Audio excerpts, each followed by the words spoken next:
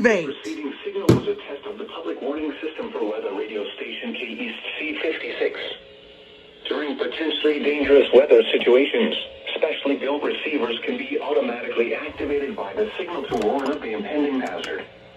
Tests of the signal and receiver's performance are normally conducted by the National Weather Service each Wednesday between 10 a.m. and noon and between 6 and 8 p.m.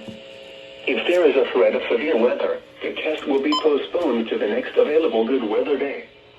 Reception of this broadcast, and especially the warning alarm tone, will vary at any given location. This variation, normally more noticeable at greater distances from the transmitter, can occur even though you are using a good quality receiver in good working order. The warning alarm tone will be activated for hazardous watches and warnings for the following counties: Collin, Dallas, Denton, Ellis, Hill, Hood, Hunt, Kaufman, Parker, Rockwall, and Tarrant. This concludes the test of weather radio station KEAS C56.